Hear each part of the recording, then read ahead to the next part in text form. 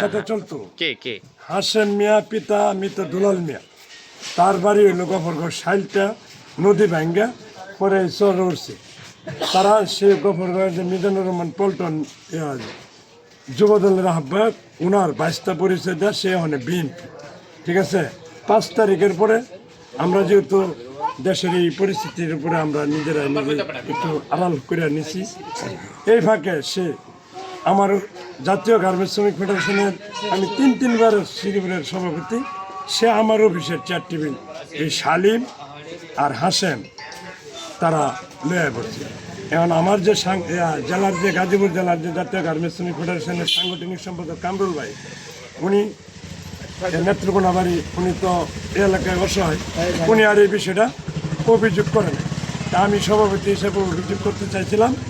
তারপরে কামরুল ভাই বলতেছে যে এখন তার দল ক্ষমতা, আপনি অভিযোগটা করলে আমরা তো যেহেতু মানুষের অধিকার নিয়ে কাজ করি, তাহলে অভিযোগটা করার দরকার নাই। দেখেন তারে বইলা যদি 4 টেবিল দিয়ে দেয়, তো সে এখন পর্যন্ত 4 টেবিল দেয়নি।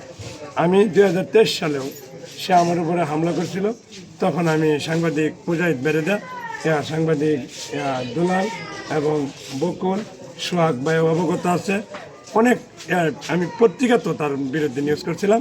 আজকে আমি এই নিউজের ফটোকপি আমি সাংবাদিক আজিজ ভাইয়ের এনে দিয়ে দিচ্ছি, আপনারা সংগ্রহ করে নিয়েন।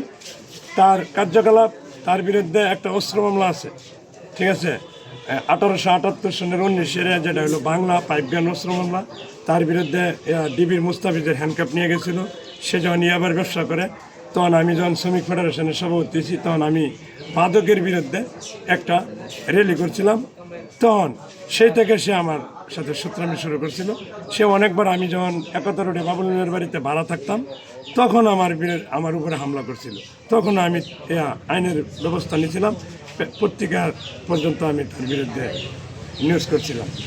এক কথাই তার বিরুদ্ধে কি আইনি ব্যবস্থা কি চান?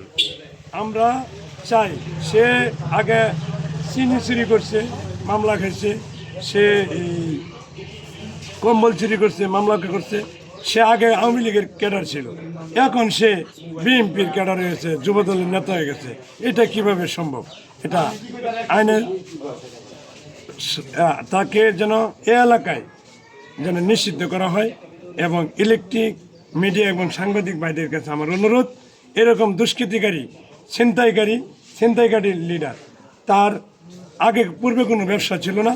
সে দেশের যত কেবল চুরি, যত ব্যাটারি চুরি, অটো চুরি, এগুলি হ্যাঁ ইদানিং এই 5 তারিখের পরে সে একটা ওয়েস্টেজ ব্যবসা গুডান, শুধু খালি গুডানটা তার স্যাম্পল, এটা তার সাইনবোর্ড।